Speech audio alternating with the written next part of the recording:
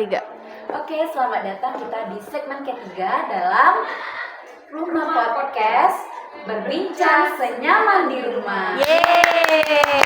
Nah, kali ini kita akan lanjut ke segmen terakhir ya, yaitu kita akan fokus membahas tentang exhibit and evaluate, tailor to student and organize. Nah, untuk segmen pertama ini kita masuk dulu ke exhibit and evaluate. Nah, untuk pertanyaannya kita pada umumnya dan sama-sama kita ketahui dalam proses pembelajaran itu selain siswa itu mengetahui secara mendalam, tapi siswa itu harus juga paham atau dapat merefleksikan pembelajarannya pada hari tersebut. Nah, pertanyaannya ini bagaimana siswa melakukan penilaian terhadap diri mereka masing-masing? Ya, kita juga terima kasih pertanyaannya juga. Jadi untuk mengetahui untuk dirinya, tentu melakukan refleksi diri dong. Kan untuk mengevaluasi diri sendiri yang melalui evaluasi diri. Gitu. Kita bisa menyajikan mereka itu dengan pertanyaan poin, poin pertanyaan yang penting kita inginkan dari siswa, bisa berupa pertanyaan atau bisa secara langsung sampaikan, silakan tuliskan apa gitu ya, silakan, atau juga melalui simbol-simbol, mungkin pertanyaan simbol-simbol menggunakan emoji, ya kan, bagaimana pembelajaran kita hari ini, mungkin ada melalui emoji gitu kan. Kemudian ada juga melalui rubrik, apakah di statusnya itu mengerti, kurang mengerti, sudah mengerti atau sudah sangat mengenal gitu ya. Jadi bisa juga melalui seperti itu. Tapi yang paling oke mungkin melalui refleksi diri mereka sendiri. Nah, mereka bisa merefleksi sendiri gitu. Jadi bisa bikin statusnya Ya, betul. Nah, kalau sudah tahu tuh Miss, peserta didiknya apa sih yang sudah tahu kelemahannya, kekuatannya, kelebihannya dalam proses pembelajaran itu. Jadi apa yang mereka lakukan gitu dari Miss-nya, apa yang akan Miss lakukan untuk mendorong siswa untuk melakukan apakah bikin target sendiri nanti untuk pembelajarannya gitu, apakah bisa memfasilitasi gitu untuk siswa itu bisa melakukan atau membuat tujuan belajarnya sendiri gitu ya. Jadi setelah mereka merefleksi dan ternyata kita temukan mereka punya kendala-kendala belajar, maka kita dulu itu boleh merangkum hasil refleksi diri dari seluruh siswa yang ada di kelas itu. Mungkin secara globalnya kita temukan masalah seperti ini gitu kan. Nanti kita komunikasikan kembali kepada siswa apa yang harus mereka lakukan. Bisa juga kalau sekiranya tidak semua anak mengalami hal atau hambatan yang sama, bisa dilakukan secara personal atau bimbingan personal dengan berkomunikasi dengan peserta didik. Mungkin mereka mengalami kendala yang hal ini sudah dialami kebanyakan siswa lain gitu, jadi khusus gitu, bisa seperti itu. Jadi semacam membuat kesimpulan dari apa yang sudah mereka refleksikan. Baik Mas, tadi sudah mendapat informasi dari Mas bahwa ada bimbingan secara personal ya Mas. Ya. Untuk lebih dalam lagi, apakah ada model pembimbingan yang lain untuk menindaklanjuti feedback dari guru tersebut dari refleksi? Iya, dari hasil refleksi tadi salah satunya ada bimbingan. Apakah masih ada gitu maksudnya selain bimbingan personal?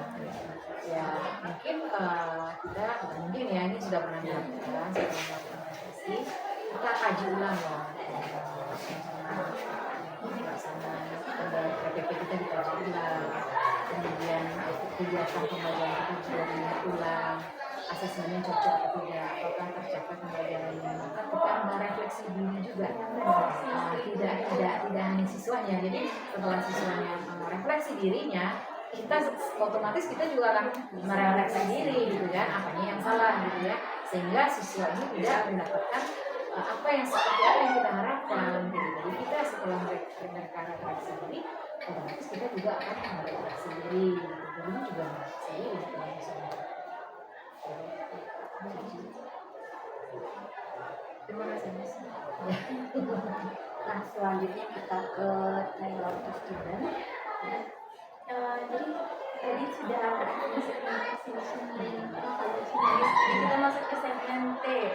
tailor to students. Jadi pertanyaan tulis kan dalam satu kelas itu pasti ya setiap siswa itu mempunyai gaya belajar masing-masing, dan ada juga siswa yang cepat mengerti itu yang butuh banyak waktu untuk memahami materi gitu Mas. Dan pertanyaan bagaimana sih Mas kita sebagai guru mengakomodasi perbedaan siswa dengan materi? Ya, perbedaan ya, itu diferensiasi ya. Nah, sesuai dengan kepanduan asesmen pembelajaran dan asesmen tahun 2004, bahwa untuk diferensiasi pembelajaran kita yang guru yang harus menyesuaikan, bukan kita yang mengelompokkan mereka berdasarkan gaya belajar mereka, gaya belajar audio sesama audio, kinestetik sama kinestetik itu nggak kayak gitu. Kalau gitu merugikan mereka. Kenapa dia diponis bahwa mereka ini audio? Padahal mereka bisa mengkombinasikan gaya belajar mereka. Sekali dia bisa pakai audio, bisa visual, kinestetik, mereka juga butuh semua. Jadi sebagai guru kita mestinya mendiferensiasi. Apa yang diferensiasi itu pembelajarannya, sajian materi kita itu lebih bervariasi gitu ya, media kita bervariasi, kemudian bisa mungkin model pembelajaran juga diganti-ganti ya kan, diferensiasinya di sana gitu, bukan di siswanya. Kitanya yang membuat itu bervariasi atau berbeda-beda, itu diferensiasinya di sana. Jadi rugi sekali lah mereka kalau hanya mendapatkan satu saja, gaya belajar cuma satu aja, karena dia juga nengok sebelah, ngapain sebelah, kayak gitu ya. Jadi kalau seandainya bervariasi, jadi kan mereka menikmati semua gaya belajar. Jadi itu intinya. Jadi mereka juga, kita guru juga kan memvariasikan model pembelajaran, media pembelajaran seperti ini.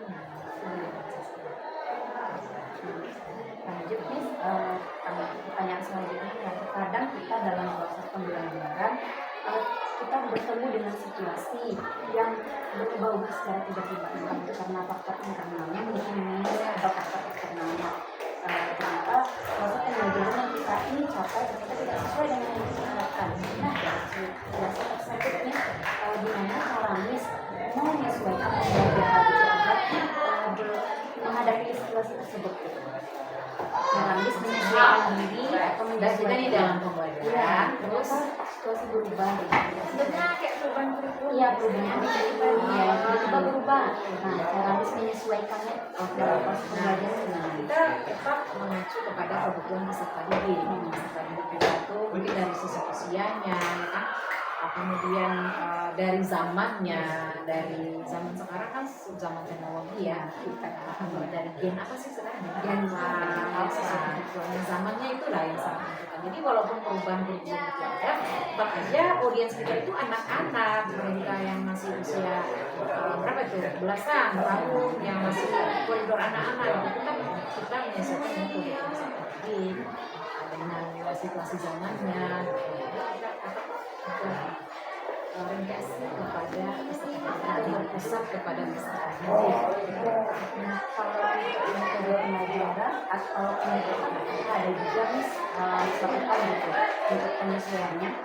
Ya, namanya mungkin kita merubah metode barangkali ya, menyesuaikan dengan peserta didik kita yang memancing mereka itu lebih mengeluarkan pendapatnya, berpikir kritis gitu ya. Metode yang atau program pembelajaran yang sudah dilakukan ya seperti problem-based learning, inquiry learning, based learning, ya kan, scientific dan lain sebagainya yang memancing mereka untuk berpikir kritis, gitu ya, mengembangkan ide, menemukan solusi dari permasalahan yang kita lakukan.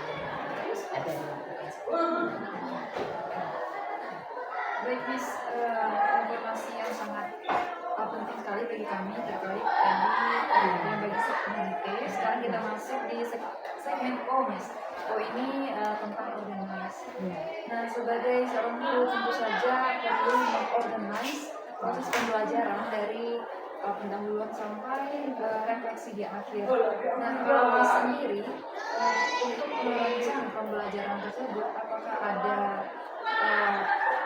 cara terbaik bagi Miss mungkin seperti merancang pembelajaran yang menyesuaikan dengan belajar siswa atau materi ataupun situasi di kelas? Ya, itu sangat penting ya. Karena sebelum mengajar itu kita sudah mengetahui karakteristik peserta didik kita, kemampuannya bagaimana, ya kan, gaya belajarnya bagaimana, kita sudah tahu. Maka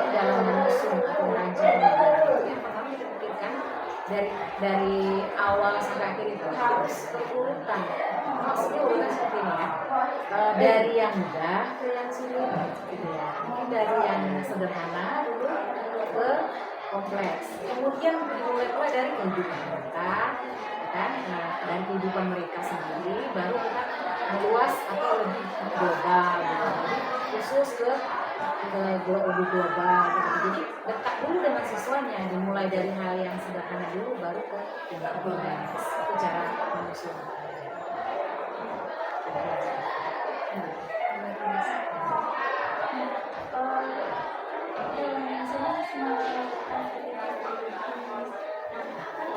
Kadang-kadang ketika kita sudah menjelaskan materi tapi ada juga siswa yang masih bingung atau masih apa sih jadi gimana sih cara Ya ini kesalahpahaman yang nggak paham ya. Nah ini menurut pengalaman Mas ya. Jadi ada di dalam problem Islami, di pelajaran Islami, mereka kan sudah disusun kelompok ya. Mereka diminta untuk menyelesaikan masalah. Nah dalam satu kelompok itu karena kita sudah mengenali karakteristik Islami, sudah mengenali kemampuan mereka, tentu ada di anggota kelompok tersebut yang sudah yang cepat memahami pembelajaran. Mereka yang bertindak sebagai teman sebaya, tutornya. Jadi masing-masing siswa dapat memahami pembelajaran itu melalui tutornya. Kenapa seperti itu? Karena pola berbicara guru yang sudah dewasa. Terkadang siswa sudah bisa memahami. Tetapi bahasa temannya yang sederhana, yang kosakatanya itu kosakata mereka lebih mudah dipahami. Jadi kita bisa menggunakan siswa sebagai teman sebaya yang bahasanya sama dengan temannya gitu yang seusia ya. Kemudian diberikan, jangan lupa di lepas itu aja kita berikan tantangan. Tantangannya di mana? Kelas ya kelompok yang sudah paham, coba angkat tangan. Karena kelompok yang cepat pahamnya, yang sudah mengerti, siapa? Tetap ada tantangan-tantangan di setiap pembelajaran. Tadi Miss sudah cerita tentang pengalaman Miss ya selama mengajar yang sudah lama sekali ya. Nah kalau kita ambil dari berbagai dari lamanya pengalaman Miss ini, ada nggak ya menurut Miss pengalaman yang paling berkesan bagi Miss gitu, bisa nggak cerita kepada kami Pengalaman yang paling berkesan selama momen Miss selama mengajar ya. Jadi gini ya, ketika kita mengajar terlalu kaku atau terlalu fokus kepada RPP dan fokus kepada RPP kemudian terlalu kaku kita sendiri sebagai guru di ending pembelajaran tidak merasa puas. Jadi intinya pembelajaran itu dibuat senyaman mungkin. Jadi yang pembelajaran itu bukan RPP yang kita laksanakan secara lurus gitu ya. Jadi ada kalanya rencana yang sudah kita susun itu berubah ketika pembelajaran kita laksanakan. Kenapa? Karena ada situasi dan kondisi. Ini pengalaman kita. Ya. Kemudian dalam membimbing siswa gitu ya. Siswa yang lalai dalam pembelajaran, lalai ya, bukan kita bilang mereka tidak lalai dalam pembelajaran. Ternyata setelah kita aman ya, bukan masalah keluarga, karena mereka tuh ada masalah latar belakang, masalah keluarga, masalah secara pribadi ya, yang ada masalah di luar konteks pendidikan dan sekolah.